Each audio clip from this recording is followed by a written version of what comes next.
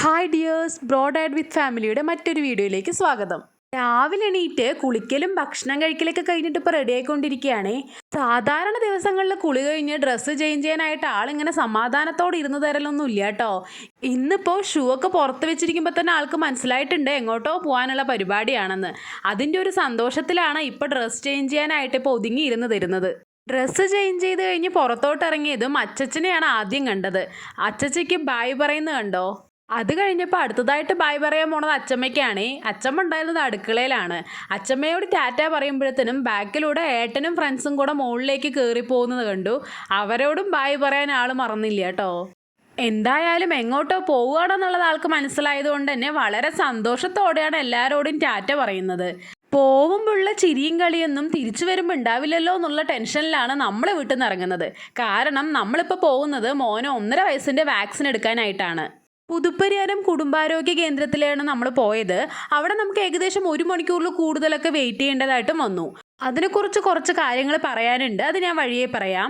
അവിടെ എത്തിയതും തന്നെ വിഷ്ണു OP എടുക്കാനായിട്ട് പോയി. ആ സമയത്ത് ഞാനും മോനും കൂടെ അവിടെ ഫ്രണ്ടിൽ വെയിറ്റ് ചെയ്യായിരുന്നു.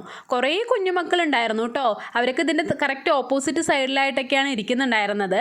അവിടെ എത്തിയപ്പോഴും മോൻ ഒരേ കളിയായിരുന്നേ. സൂചി കുത്താൻ വന്നാന്ന് ആൾക്ക് അറിയില്ലല്ലോ.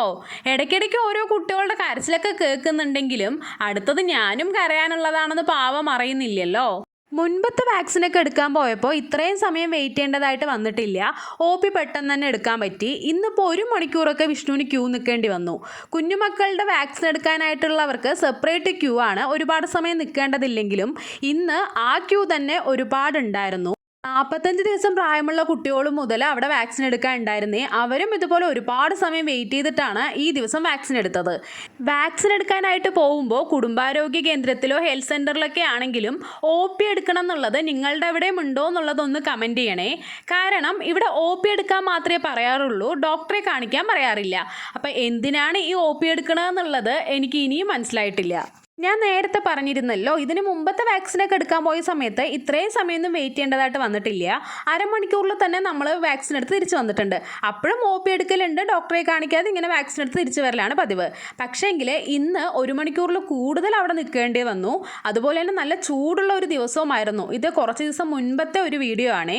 ഈ കുഞ്ഞുമക്കളെയും കൊണ്ട് ഇത്രയും സമയം ആ ചൂട്ടത്തൊക്കെ വെയിറ്റ് ചെയ്തപ്പോൾ ഒരുപാട് വിഷമായി. അതുകൊണ്ടാണ് ഞാനിപ്പോൾ ഈ ചോദിക്കുന്നത്, നിങ്ങളുടെ അവിടെയും ഇതുപോലെ തന്നെയാണോ ഉള്ളതെന്ന്. വാക്സിൻ എടുക്കുന്ന സ്ഥലത്ത് വേഗം തന്നെ വാക്സിൻ എടുത്ത് കഴിയുന്നുണ്ട്. OP എടുക്കാൻ മാത്രമായിട്ടാണ് സമയമാവുന്നത്. ഈ OP എടുക്കലില്ലെങ്കിൽ നമ്മളൊരു 15 മിനിറ്റ് തന്നെ തിരിച്ച് വീടെത്തിയേനെ. ഇപ്പോൾ ഈ സംസാരിക്കുന്നതിനിടയ്ക്ക് മോൻ്റെ കരച്ചിലൊക്കെ കണ്ടില്ലേ? എടുത്തു കഴിഞ്ഞപ്പോൾ നല്ലൊരു കരച്ചിലൊക്കെ ഉണ്ടായിരുന്നെങ്കിലും പെട്ടെന്ന് തന്നെ ആ കരച്ചിലൊക്കെ നിർത്തിയിട്ടോ. തിരിച്ച് വീട്ടിലെത്തുമ്പോഴും ചെറിയൊരു വിഷമമുണ്ട്. പോകുമ്പോഴുള്ള ചിരിയും കളിയൊന്നും ആയിരുന്നില്ല തിരിച്ചകത്തേക്ക് കയറുമ്പോൾ. വീടെത്തിക്കഴിഞ്ഞതും പാരസെറ്റാമോൾ കൊടുക്കാൻ പറഞ്ഞിരുന്നേ. കാലിലാണ് ഇപ്രാവശ്യം കുത്തിയിരിക്കുന്നത്. അത് നല്ല പെയിൻ ഉണ്ടാവുമെന്ന് പറഞ്ഞിരുന്നു. പനി വരാനുള്ള ചാൻസ് ഉള്ളത് കൊണ്ട് എത്തിയതും മരുന്ന് കൊടുക്കാൻ പറഞ്ഞിരുന്നു. അപ്പോൾ ആ മരുന്ന് കൊടുക്കലാണ് ഇപ്പോൾ ഈ കാണുന്നത്. വീടെത്തിയപ്പോൾ കരച്ചിൽ നിർത്തിയെങ്കിലും ആളൊട്ടും ഉഷാറിലായിരുന്നില്ല കേട്ടോ. പെയിൻ ഉണ്ടെന്ന് തോന്നുന്നു.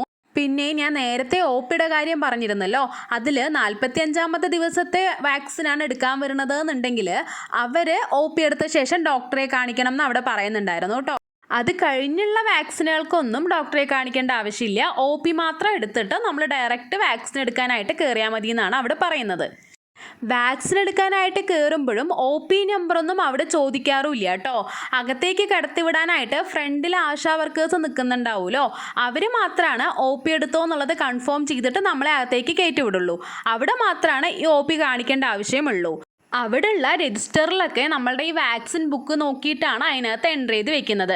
അപ്പോൾ എന്തിനു വേണ്ടിയിട്ടാണ് ഈ OP എന്നുള്ള സംഭവം നമ്മളെ കൊണ്ട് എടുപ്പിക്കുന്നത് എന്ന് അറിയുന്നില്ല. 5 രൂപയാണ് ഉള്ളത് എന്നുണ്ടെങ്കിലും നമ്മളവിടെ എത്ര സമയമായി കുഞ്ഞുമക്കളെയും കൊണ്ട് വെയിറ്റ് ചെയ്യുന്നത്. ഇനിയിപ്പോൾ എല്ലാ സ്ഥലങ്ങളിലും ഇതുപോലെ തന്നെയാണോ എന്നും ഇതിനെ കൊണ്ടൊക്കെ എന്തെങ്കിലും കാര്യമുണ്ടോ എന്നുള്ളതൊന്നും എനിക്കറിയില്ല. ഇതിനെക്കുറിച്ച് കൂടുതൽ കാര്യങ്ങളൊന്നും എനിക്ക് അറിയാത്തത് കൊണ്ട് അന്ന് അവിടെ ഒരുപാട് സമയം ഇരിക്കേണ്ടി വന്നല്ലോ. അതും നല്ല ചൂടുള്ള ദിവസം. ഈ കുഞ്ഞുമക്കളെയും കൊണ്ട് എല്ലാവരും കൂടെ ഇങ്ങനെ വെയിറ്റ് ചെയ്യേണ്ടി വന്നത് OP എടുക്കൽ കാരണമാണ്. അതുകൊണ്ടാണ് ഞാൻ ഇത്രയും സംസാരിച്ചത് കേട്ടോ. മരുന്ന് കഴിച്ച് കുറേ സമയം കഴിഞ്ഞപ്പോൾ ആൾക്ക് പെയിൻ അറിയുന്നുണ്ടായിരുന്നില്ലല്ലോ. അതുകൊണ്ട് തന്നെ കുറേ സമയമൊക്കെ അവിടെ കളിച്ചിരുന്നേ. അപ്പോൾ ആ സമയം കൊണ്ട് തന്നെ വേഗം ഫുഡ് കൊടുക്കാമെന്ന് വിചാരിച്ചു. ഫുഡ് കൊടുക്കലെന്ന് പറഞ്ഞാൽ തലവേദന പിടിച്ച പണിയാണ്. ഭക്ഷണം കഴിക്കാൻ ഭയങ്കര മടിയാണ്. ഒന്നോ രണ്ടോ വായൊക്കെ അകത്ത് ചെന്ന അത്രയും ഭാഗ്യം. നമ്മൾ എന്തെങ്കിലുമൊക്കെ പറഞ്ഞ് ആൾക്ക് ഭക്ഷണം കൊടുക്കാൻ നോക്കുമ്പോൾ അവൻ എന്തെങ്കിലുമൊക്കെ പറഞ്ഞ് നമ്മളുടെ മൈൻഡ് മാറ്റിക്കൊണ്ടിരിക്കുന്നത് കണ്ടോ. എന്തൊക്കെ ചെയ്തിട്ടും ഭക്ഷണം കഴിക്കൽ അന്നുണ്ടായിരുന്നില്ല. ചെറുതായിട്ട് പനിയും വന്ന് തുടങ്ങിയിരുന്നു. അതുകൊണ്ട് തന്നെ പെട്ടെന്ന് ഉറങ്ങുകയും ചെയ്തു. ഉറങ്ങാനൊരു കാരണം കൂടിയുണ്ട്. ഇന്നത്തെ രാവിലെയുള്ള ഉറക്കം മുടങ്ങിയിരുന്നല്ലോ. രാവിലെ സമയത്ത് അരമണിക്കൂറായി ഉറങ്ങുള്ളൂ എന്നുണ്ടെങ്കിലും സ്ഥിരമായിട്ടുള്ളൊരു കാര്യമാണ് രാവിലത്തെ ഉറക്കം.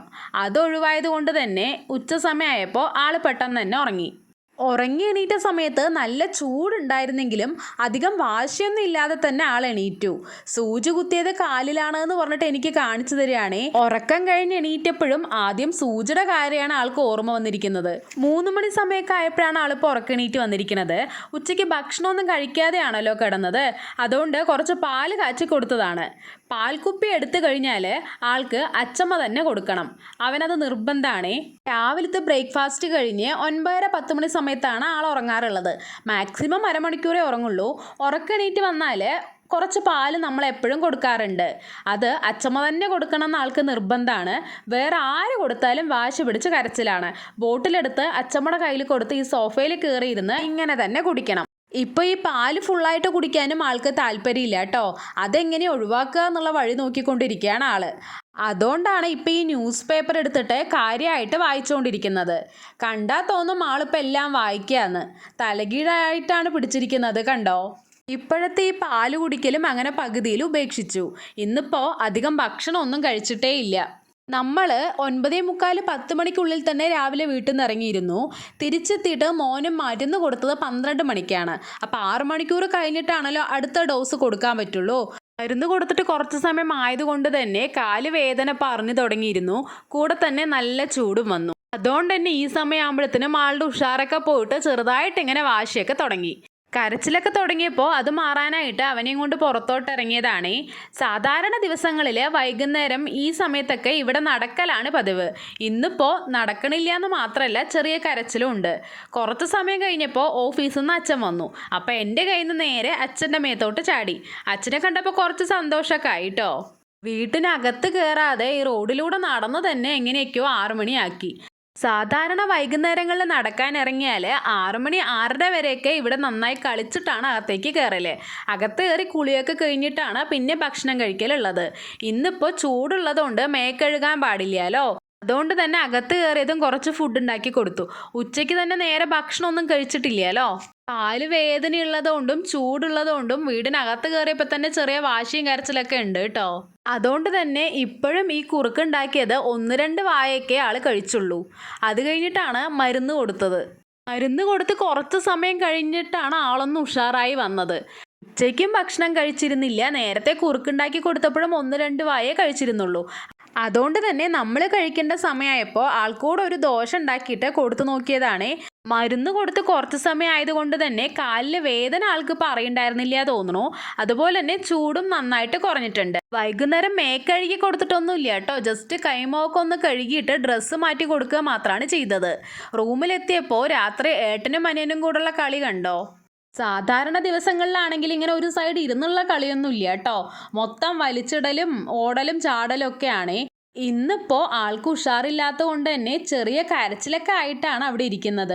അതുകൊണ്ട് തന്നെ കരയാതിരിക്കാനായിട്ട് ഞാനും മോനും കൂടെ ഓരോന്നൊക്കെ കാണിച്ചുകൊണ്ടിരിക്കുക. കുറച്ച് സമയം കളിക്കലൊക്കെ കഴിഞ്ഞിട്ടാണ് അന്ന് ഉറങ്ങിയത്. രാത്രി പിന്നെ ഒരുപാട് വാശിയും കരച്ചിലൊന്നും ഉണ്ടായിരുന്നില്ല കേട്ടോ. 12 മണിക്കാണ് മരുന്ന് കൊടുക്കാനുണ്ടായിരുന്നത്.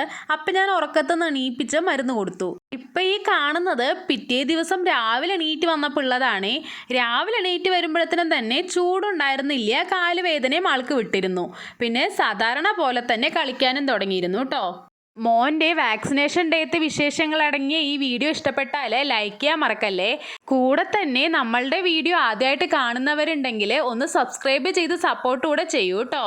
വീണ്ടും മറ്റൊരു വീഡിയോയിൽ കാണും വരേക്കും ബൈ.